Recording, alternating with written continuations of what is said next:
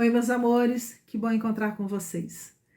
Hoje nós estamos encerrando o capítulo 3 da criação, da primeira parte das causas primárias de Livro dos Espíritos. E o capítulo 3, ele tem no finalzinho dele uma última seção que tem como título Considerações e Concordâncias Bíblicas concernentes à criação. Faz parte dessa seção do texto a questão 59. Nós estamos fazendo a opção de não ler na íntegra essa questão. Vamos trabalhar com ela da mesma forma que fizemos lá na introdução de O Livro dos Espíritos, porque são muitas informações trazidas, mas é uma leitura muito gostosa, muito fácil de acompanhar a narrativa, e por isso nós vamos deixar o convite para que vocês leiam esse texto na íntegra. São 4 páginas. Nós vamos apresentar a ideia geral apresentada por Allan Kardec. Allan Kardec começa falando para a gente que se a gente for estudar, na verdade, as diversas culturas através dos tempos, nós encontraremos diferentes narrativas em torno da criação. Tanto é que se nós formos buscar, e aí a nossa tendência é colocar como se aquilo que eu acredito fosse verdade, o que os outros povos acreditam são mito, folclores e etc. Mas ele lembra que existem toda uma série de construções explicativas, narrativas, em torno de questões que a gente chamaria aqui de cosmogônicas, de origens, da criação, do universo e etc., que podem trazer para a gente uma informação equivocada dependendo da abordagem que a gente fizer desses fatos. Ele vai lembrar que talvez aquilo que a gente entende como sendo uma contradição entre o que a ciência apresenta e entre o que os livros religiosos apresentam sejam mais um problema de interpretação do que de contradição real. E exatamente por causa disso ele vai falar que se nós examinarmos seriamente a questão, nós chegaremos à conclusão de que essa contradição ela é aparente. Allan Kardec comenta que a questão de Adão ter sido o primeiro homem e de toda a humanidade ter surgido a partir da existência de Adão não é a única questão da Bíblia que traz dúvidas e controvérsias.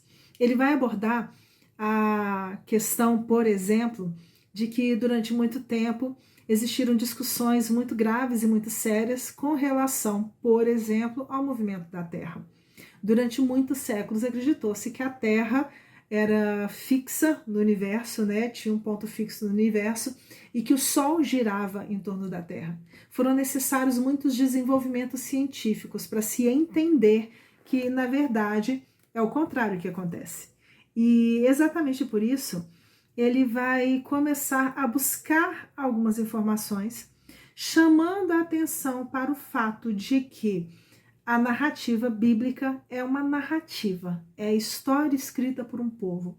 No caso que a gente conhece, dos 5 livros principais, iniciais, o Pentateuco é o conjunto de 5 livros escritos por Moisés, contando a história do surgimento desse povo hebreu, dessa terra de Israel. Ele fala para a gente que é necessário atentarmos para algumas questões. Porque, por exemplo, se formos fazer a contagem cronológica do modo como a Bíblia traz, a criação do mundo teria se dado em torno de 4.000 anos, mais ou menos, antes da nossa era, da era cristã. E, ao mesmo tempo, a narrativa da criação do mundo é contada como se Deus tivesse criado o mundo em 6 dias. E aí, ele vai fazer algumas considerações que são muito interessantes. E vamos colocar de outra forma, mas trazendo a mesma ideia, Quem disse que o que eles entendem por dia é o mesmo que a gente entende por dia? É interessante nós lembrarmos que estamos hoje no ano de 2021 do calendário cristão ou do calendário gregoriano. Os muçulmanos não estão em 2021, os judeus não estão em 2021, os chineses não estão em 2021. Culturas diferentes às vezes têm calendários diferentes, marcações e contagens do tempo diferente. Se formos entender que talvez cada um desses dias da criação representem um conjunto de eras, de ciclos, mas que foram descritos como sendo dia, no sentido de um ciclo que se fecha, a narrativa não está errada, não está trazendo uma inverdade, muito pelo contrário. Ele lembra que o problema, talvez mais frequente, está no fato de que nós tomamos ao pé da letra tudo aquilo que era dito e que está escrito, né, na Bíblia, mas que diz respeito a entendimentos, culturas, a elementos de uma determinada cultura de 5.000 anos atrás. Será que o que as pessoas pensavam naquela época é o mesmo que a gente pensa hoje? Só para a gente construir essa ideia.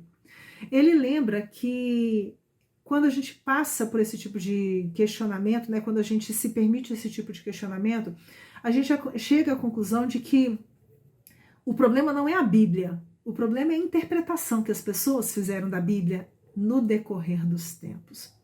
Ele vai comentar, por exemplo, que é curioso quando a gente pensa na ideia da Gênese, né, mosaica de criação do mundo em 6 dias, e algumas pessoas, alguns religiosos inclusive, tendem a entender que isso daí é a única explicação plausível. Muitos cientistas, por causa disso, lidam com a religião como sendo fanatismo, como se fosse loucura, porque Deus criou o mundo em 6 dias, é isso que as pessoas acreditam. Tudo bem, vamos tentar achar um ponto comum entre as duas teorias. Vamos supor que esses dias da criação fossem essas eras, ou como ele fala, né? Ele chega a comentar que se provar que os 6 dias da criação indicam outros tantos períodos, cada um de talvez muitas centenas de milhares de anos, as coisas estariam mais próximas. Ao mesmo tempo, por que Deus não pode ter criado, e aí a gente pergunta para o cientista, né?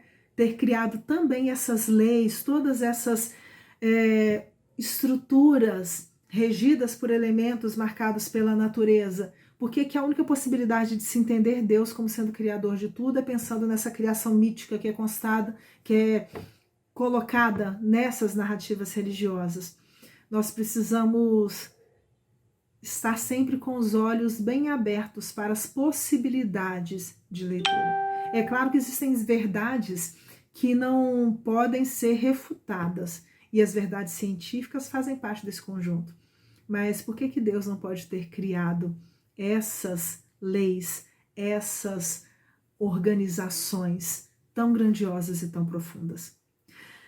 Allan Kardec comenta nesse ponto que se a gente for entender, e aí ele lembra, né, para o homem da religião, que a ciência, longe de apoucar, de eliminar, né, vamos pensar assim, a obra divina, quando mostra o desenvolvimento de todas as eras, o desenvolvimento gradual da vida no planeta, quando vai mostrando todos esses ciclos, na verdade, ao invés de eliminar a obra divina, mostra a obra divina de uma forma muito mais grandiosa e mais de acordo com a noção que a gente tem de poder e de majestade de Deus. Deus sendo inteligência suprema, é perfeitamente cabível, e é assim que a gente entende, que ele tenha construído todas essas estruturas que norteiam o conhecimento que a gente tem hoje da existência da vida na Terra. Ao mesmo tempo, Allan Kardec vai chamar a atenção para alguns pontos. Uma questão que sempre foi muito discutida seria, por exemplo, né, o repovoamento da Terra após o dilúvio de Noé.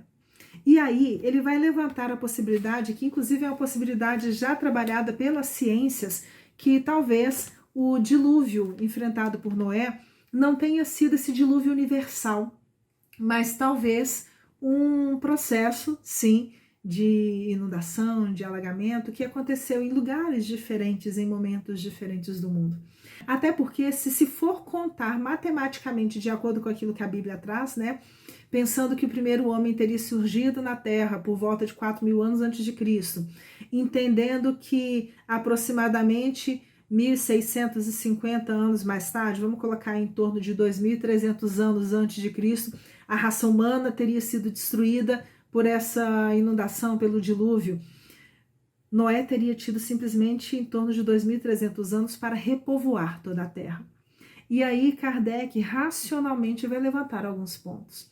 porque 18 séculos antes do surgimento, né, da vinda do Cristo, por volta de 1800, que é a data aproximada da, vamos colocar assim, da escravidão do povo hebreu no Egito, eles chegaram no Egito e encontraram lá uma civilização extremamente desenvolvida. Será que, vamos pensar aí, 2300 para 1800, aproximadamente 500, 600 anos, seria o suficiente para que todo esse desenvolvimento acontecesse? Não, a gente tem que enxergar as coisas com o auxílio, né, da ciência, de forma lógica, de forma racional. E quando a gente pensa nisso e entendendo a possibilidade de que Adão tenha existido, afinal de contas eles disseram lá atrás que Adão existiu, né? Mas que teria sido o primeiro homem a povoar uma determinada região, que Noé pode ter existido, mas que o dilúvio que ele atravessou tenha sido dilúvio relacionado a um determinado ponto do globo e não envolvendo a criação da totalidade, ou de outra forma, entendendo essas narrativas como sendo a narrativa de um povo, a lógica se apresenta, né? A gente consegue perceber possibilidades de entendimento diferentes daquelas que a gente via antes. E exatamente por causa disso, nós vamos encerrar, já estendendo um pouquinho mais, né, com o último parágrafo que Allan Kardec coloca, onde ele vai fechar, concluir o seu raciocínio. Tudo ao invés se explica admitindo-se, e aí ele vai colocar o que se deve admitir. Que a existência do homem é anterior à época em que vulgarmente se pretende que ela começou. Que diversas são as origens, que Adão, vivendo há 6.000 anos, tenha povoado uma região ainda desabitada, que o dilúvio de Noé foi uma catástrofe parcial confundida com o cataclismo geológico. E atentando-se finalmente na forma alegórica peculiar ao estilo oriental, forma que se nos depara nos livros sagrados de todos os povos. Então ele já vai lembrar, porque a gente tem a ideia de entender ali a Bíblia como sendo uma história real, literal do povo hebreu. Não, é uma narrativa construída. O Antigo Testamento são as narrativas do povo hebreu em torno da sua própria história. Ele completa ainda. Isto faz ver quanto é prudente não lançar levianamente a peixe o título de falsas as doutrinas que podem, cedo ou tarde, como tantas outras, desmentir os que as combatem. As ideias religiosas, longe de perderem alguma coisa, se engrandecem, caminhando de par com a ciência. Esse é o meio único de não apresentarem lado vulnerável ao ceticismo. Por isso que sempre é trabalhada, né, essa necessidade de entendimento do tripé em que se baseia a doutrina dos espíritos: ciência, filosofia e religião, no sentido de entendimento moral que se deve adotar para as nossas vidas. Estendemos um pouco, mas ficamos por aqui. Beijo para vocês.